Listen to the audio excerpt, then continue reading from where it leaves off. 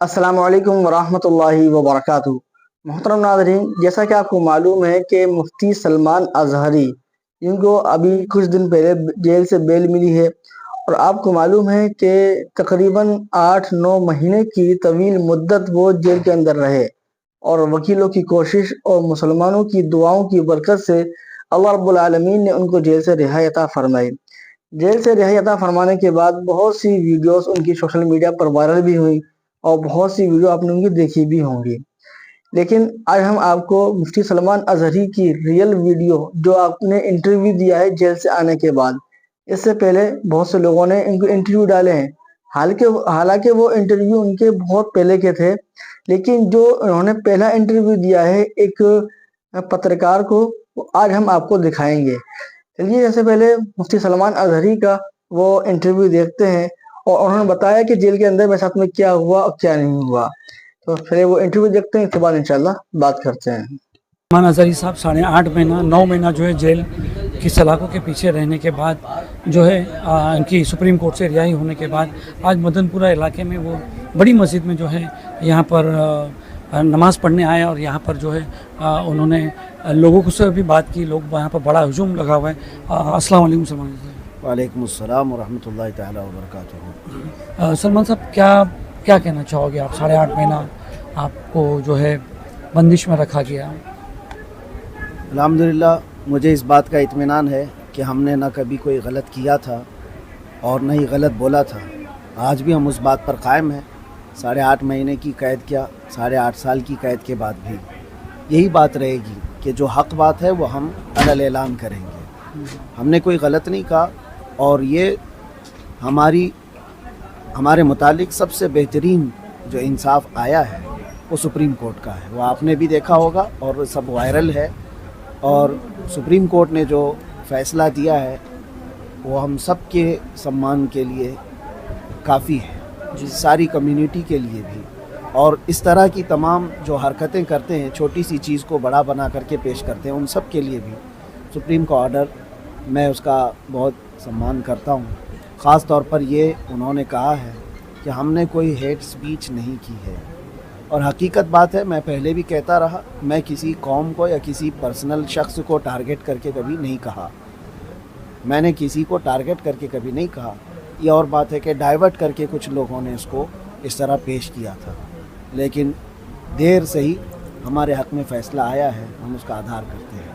अच्छा, जब एक वीडियो आया था जहाँ पर आप बराबर नहीं चल पा रहे थे तो आपके जो फॉलोअर्स थे बहुत चिंता में थे कि यार हज़रत को क्या हो गया, कहीं किसी ने बदतमीज़ी की या क्या की। तो उस वीडियो के बारे में और आपके साथ जो है गुजरात ATS या वहाँ के लोगों ने कैसा बर्ताव किया, लोग जानना चाहते हैं। उसी वक्त मुझे भी ये खबर पहुँची थी कि इस तरह की बातें बाहर वायरल हो रही हैं।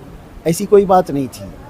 मुसलसल मैं सफ़र में था और आप देख रहे हैं एक केस के बाद दूसरा, दूसरे के बाद तीसरा, इन्होंने सांस तक लेने नहीं दिया। एक जगह FIR किया, यहाँ बेल हुई, दूसरी जगह किया, वहाँ बेल हुई, तीसरी जगह किया।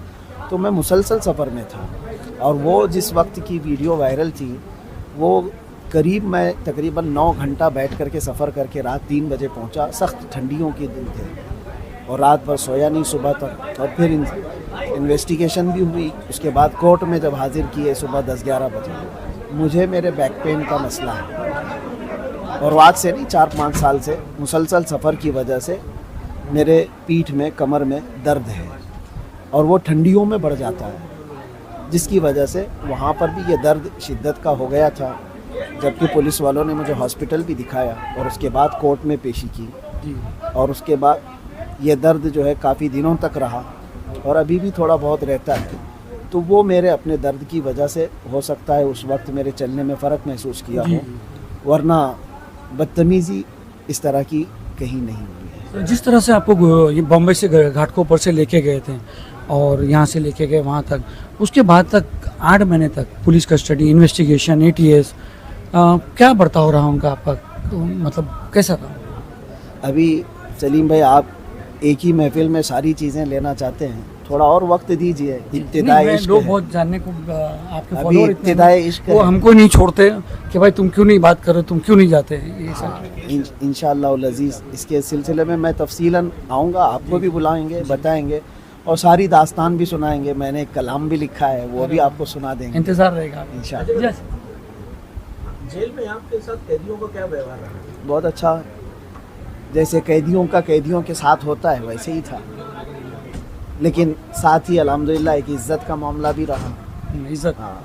یہ اور بات ہے کہ آپ میں سے اگر کسی کا کوئی ٹچ ہے یا کوئی تعلق ہے تو وہاں جا کر کے معلوم بھی کر سکتے ہیں کہ وہ چاہے ہندو ہوں کہ مسلم ہوں, سب کے ساتھ ہمارے اچھے تعلقات تھے اور سب عزت کرتے تھے اور سب ساتھ میں رہے. کبھی 8 مہینوں میں کوئی ایسا خلفشار نہیں ہوا اور کوئی وہاں ایسے انتشار کی بات نہیں آئی.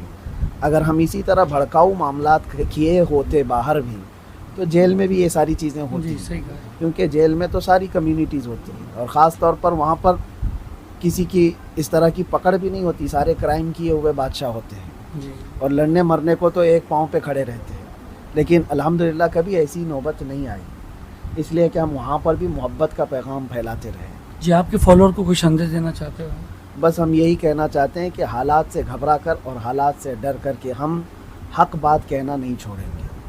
ایک چور نے مجھے نصیحت کیا جو تقریباً 16 یا 17 مرتبہ چوری کے کیس میں اندر آیا, اور اس کا معمول ہے. میں یہ نہیں کہتا کہ چوری اچھی چیز ہے, لیکن ان کا پیشہ ہے, آتے ہیں جاتے ہیں آتے ہیں جاتے ہیں. تو اس نے مجھ سے یہ کہا تھا کہ ہم اتنی مرتبہ جیل آئے گئے لیکن چوری چھوٹتی نہیں ہے, اور آپ ایک بار جیل آ کر کے حق بات بولنا مت چھوڑنا. کیا بات ہے, ماشاء اللہ. تو یہ بات ہمیں دل پہ لگی اور اچھی بات ہے کہ ہم کوئی ایسا گناہ کر کے یا کرائم کر کے تو نہیں آئے تھے. یہ اور بات ہے کہ اس کو ڈائیورٹ کر دیا گیا ہے.